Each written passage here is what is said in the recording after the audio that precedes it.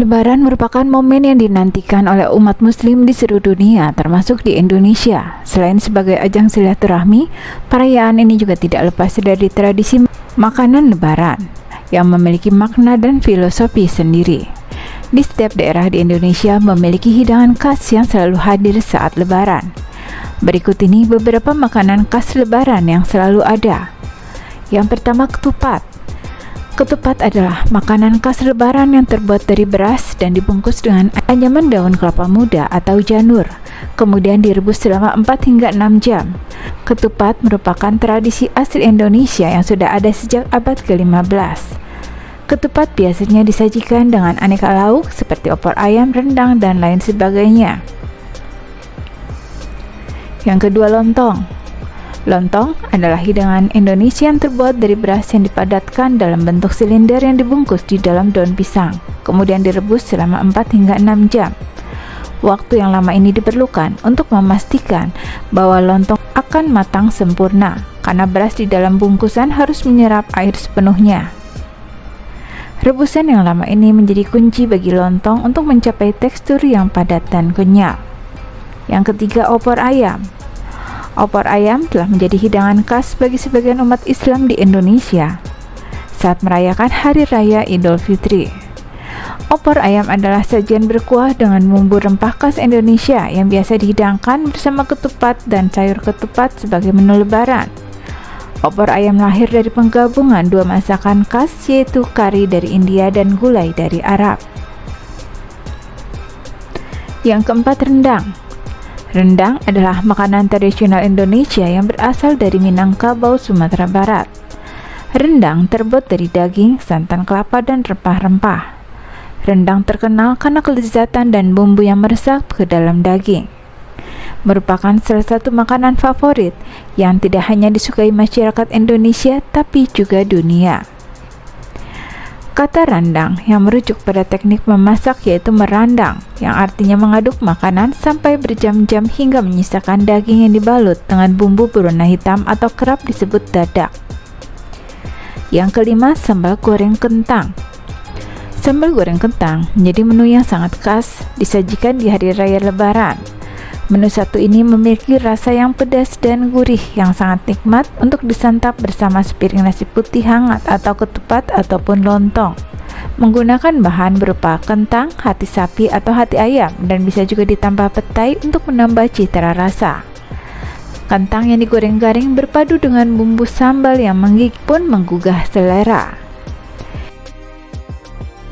Yang keenam, gulai nangka.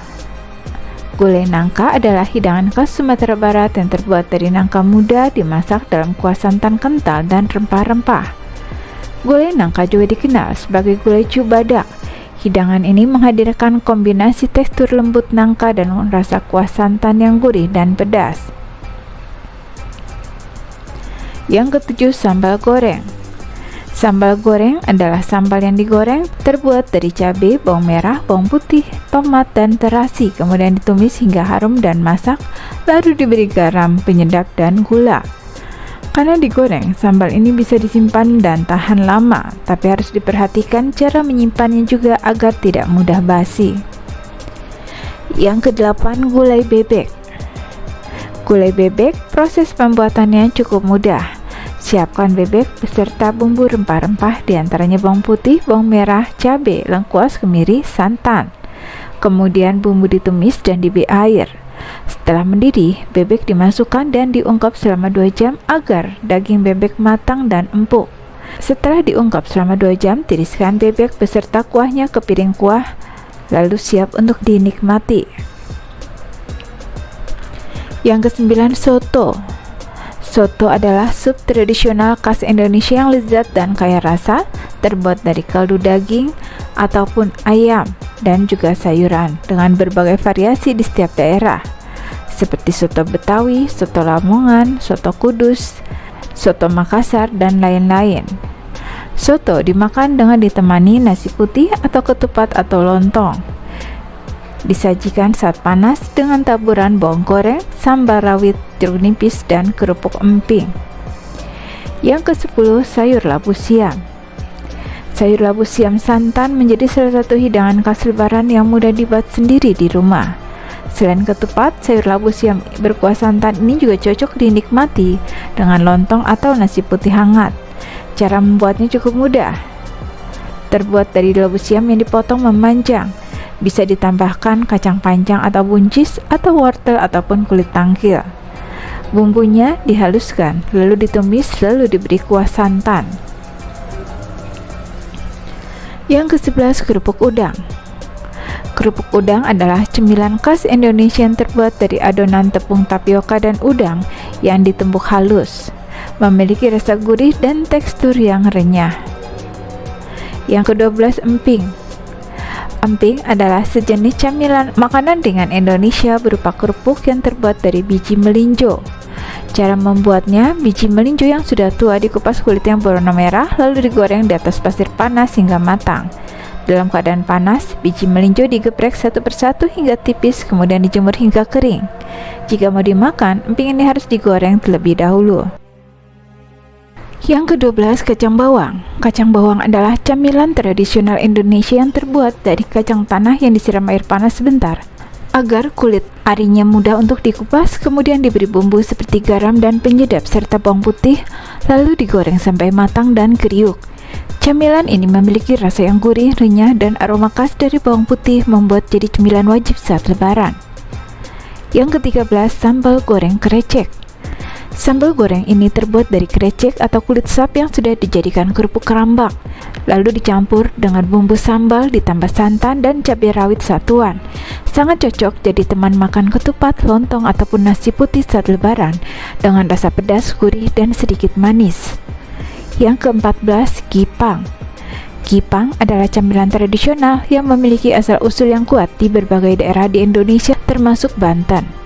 Terbuat dari ketan putih atau ketan hitam yang dimasak kemudian dijemur hingga kering lalu digoreng. Setelah itu dipadatkan dengan cairan gula kental. Rasanya crispy dan manis. Yang ke-15, tape ketan. Terbuat dari ketan putih atau ketan hitam yang dimasak lalu difermentasikan selama 2 hingga 3 hari dengan diberi ragi. Yang ke-16, kue nastar. Kue nastar adalah kue kering berbentuk bulat yang berisi selai nanas. Kue ini merupakan salah satu kue lebaran khas Indonesia. Sebenarnya kue nastar berasal dari Belanda dengan nama ananas tartjes yang berarti tar nanas. Kue ini diperkenalkan oleh kolonial Belanda kepada masyarakat Indonesia sejak abad ke-17. Resep nastar terinspirasi dari kue pie asal Belanda yang biasanya berisi selai blueberry, apel, atau strawberry. Tapi karena buah-buahan itu sulit didapat di Indonesia, maka isian kue pie diganti dengan nanas. Kue nastar memiliki rasa gurih dengan perpaduan manis dan sedikit rasa asam dari selai nanas.